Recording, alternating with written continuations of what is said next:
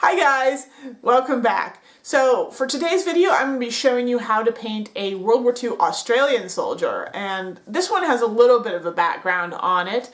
I was contacted by a viewer called Liam who kind of wondered if I could maybe try to paint a broader cross-section of the nationalities involved in World War II. So basically things besides Germans and Americans and Brits and Japanese and sort of the usual suspects. To which I replied, I would actually really like to do that. That would be interesting, but especially for some of the more uncommon nationalities out there, it can be really hard to find miniatures, honestly. So in response to that, he offered very kindly to send me a model from a company in his neck of the woods. So the unit I'm going to be painting here, this is an Australian rifleman by Wartime Miniatures. I will link to them in the description box as always. As I understand it, the Australian uniform is sort of a mix of American and British elements with various other sort of bits or sort of unique touches maybe thrown in on top. And as I believe the Australians were particularly active in places like New Guinea and also a bit North Africa, so you definitely have got a warm weather uniform here. You can see the shorts and the short sleeve shirt and all of that going on. So it's like a lot of the other Allied uniforms really too in terms of color, so lots of khakis, khaki greens, that kind of thing. So if you've painted any of those before, this one is really going to feel like familiar territory. So as always, here are all the paints that you're going to need to complete this model, and of course this does not include the paints for the flesh. If you want some ideas on that, be sure to check out my skin tone playlist where I give you a lot of ideas on various ways to paint your model's skin. I'm going to start out by working on his shorts and socks, and I'm going to be going for sort of an olive green, olive drab color here. As always with these Allied uniforms, you've got quite a bit of latitude in the tones that you use. You can go for a darker color, a lighter color, more green, more brown. There's a lot of flexibility here, and there's not one right way to do it, but this is how I decided to work. So the base color I am using for these areas is going to be Vallejo US Olive Drab. I'm then going to start highlighting it up real gradually.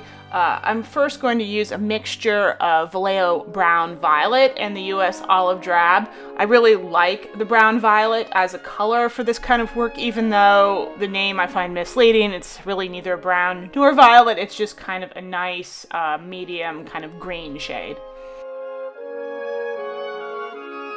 And now the third highlight layer here is going to be just pure brown violet.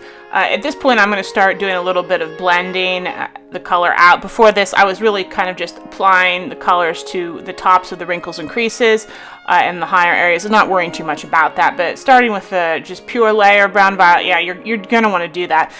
One thing though about especially the socks and the cuffs on these shorts, you've just got a lot of sort of fine sort of folds, and there's not really a lot of room to even worry about blending. You just want to kind of just continue applying your brighter and brighter colors to the top of those, and it's easiest if you have a nice fine brush. I'm using a brand new number 1, so it's still got a nice delicate point, but you can also use a number 0 if you prefer. Again, as I said, there's a lot of variation in how dark you see these pans.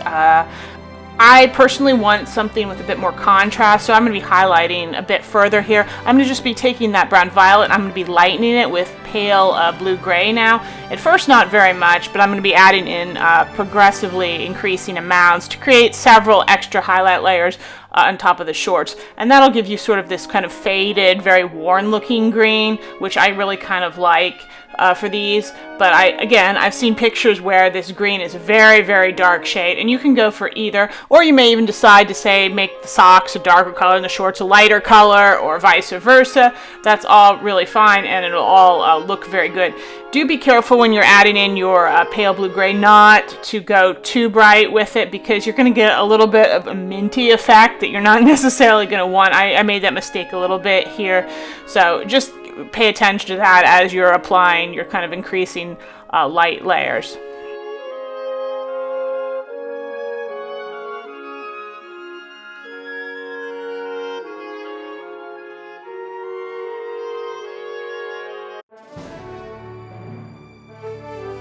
If your shirts do get a little bit too light and a little bit too mini, it is fixable.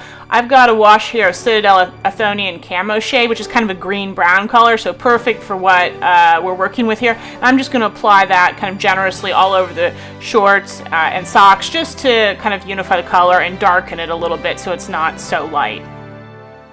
I'm going to work on the shirt next. Again, lots of possible color variations here. I've seen these being more green, more tan. I'm going to go for a more tan brown variant on the shirt myself, just because I want it to contrast really nicely with those pants. So I'm applying a base coat here of Vallejo khaki. I'm then going to apply two highlight layers where I just mix sort of increasing amounts of Iraqi sand into my khaki base to get sort of lighter and lighter highlights. This shirt, again, lots of little wrinkles and folds and creases, and not a lot of sort of open, smooth areas where you have to worry too much about blending. You really are just going to be kind of building up your lighter colors on the tops of the creases and kind of, you know, maybe blending out a little bit down into the folds, especially with this sort of first and second highlight color. Once you get up to the higher, brighter highlights, you don't want to really be doing that anymore because you're going to lose your shadow. But with the first highlights, you want to do that so that you get a more smooth and gradual transition layer.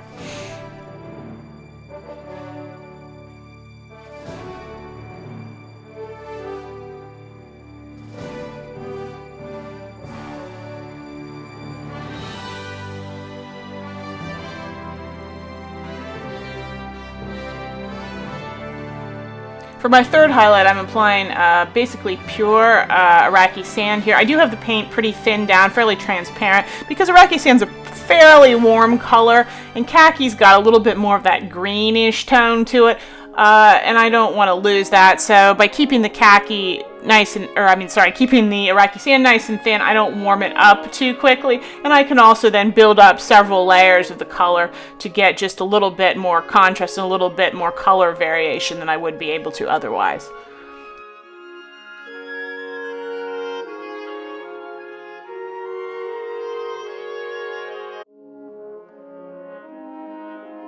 For my final highlight, I'm going to take the Iraqi sand and mix a little bit of Vallejo ivory into it to get sort of a very light pale color. And I'm going to really apply this as an edge highlight, so sort of along the edge of his collar, really on the top, so the really sharp creases, and along any sort of seams or things like that in the fabric.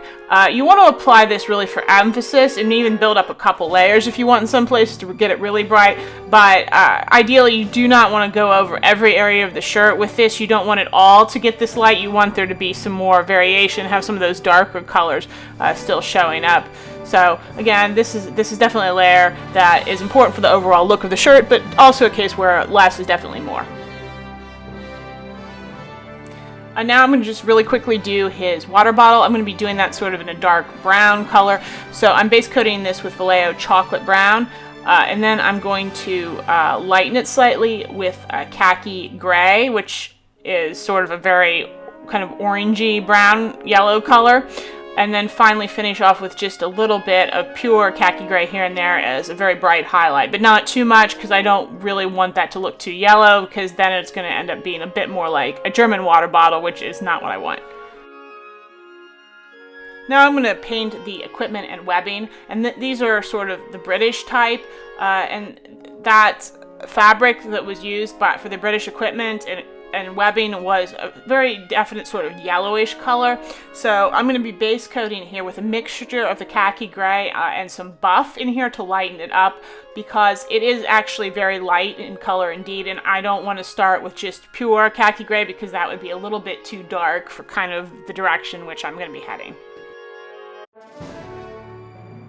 I'm going to continue highlighting the equipment and webbing now by just using some pure Vallejo buff, which I've thinned down so it's fairly transparent, and then I can, in that way, kind of build up a couple of layers and get a little bit more gradual a transition in some places, which looks nice, and also has the advantage that these are fairly delicate, thin little straps, so having your paint thin is just going to make it easier to apply.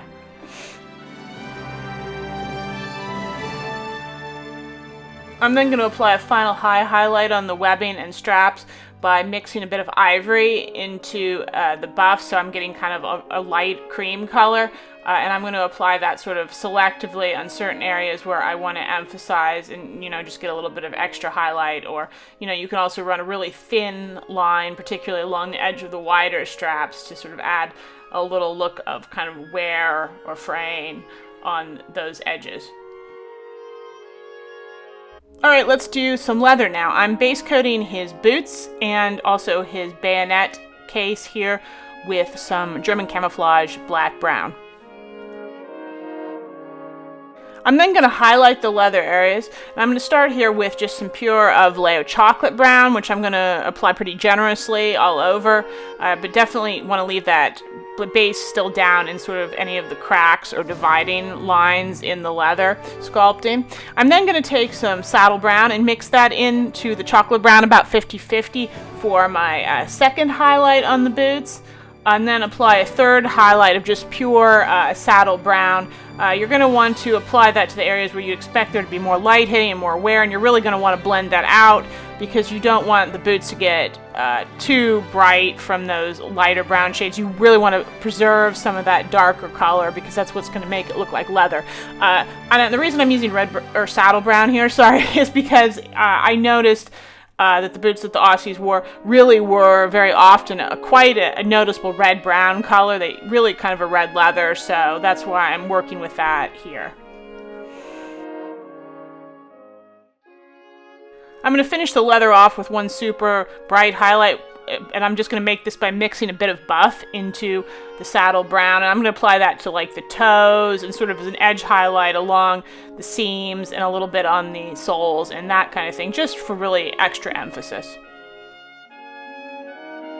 Now he's carrying kind of a rolled up blanket here. I did a little research into the colors of these, and you can do them kind of olive drab. That was pretty common, but I also noticed that there seemed to be some blankets from this period that were kind of a gray color, and I thought that might be different, a little bit more interesting than just going for the olive drab again. So that's what I'm going to be doing here. I just made a real simple base coat here by mixing black and neutral gray from Vallejo, about 50-50, and then highlighting is real simple. I just kind of mixed in more and more neutral gray to add highlights and just built that all the way up to kind of pure neutral gray, and then finished with one extra bright highlight with a little bit of ivory in the neutral gray to get an even lighter shade, and, you know, just use that to really emphasize there's some of the creases in the blanket in the area where I knew there was going to be more light hitting.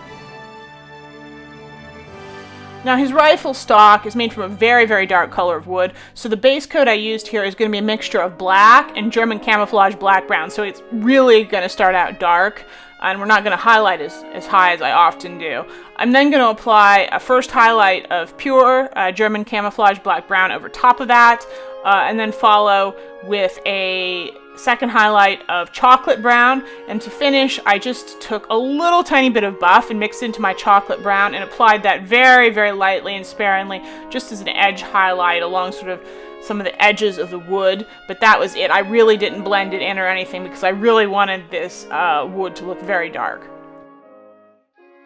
As far as the metal goes, it was also very, very dark on this type of rifle, so I took some black here and I mixed in some Vallejo Air gunmetal to get a very dark metallic shade, and I applied that as a base coat to all the metal parts. I then took and just highlighted it very lightly with some just pure gunmetal, but again, I used a light touch here so that it wouldn't get too bright or too metallic and shiny. On the bayonet, you can feel free to go lighter and shinier if you want to apply your gunmetal a bit more heavier there, just because you would expect that to be shiny and sharp. And if you want, you can even apply some steel or silver, something brighter to that part, because it would just be sharper and shinier. But I didn't really bother. I just decided to go ahead and leave it all sort of in the same shades, and, you know, because I just didn't want to introduce an extra silver metallic color into the mix for such a small area. Now for his helmet. He's wearing a British-style helmet. I made a base coat of this by taking some of the US olive drab again, and I mixed a little bit of black into it just to get it even darker. These helmets were really dark, so you don't want to highlight them too far, so I applied a first highlight to the helmet of just pure US olive drab.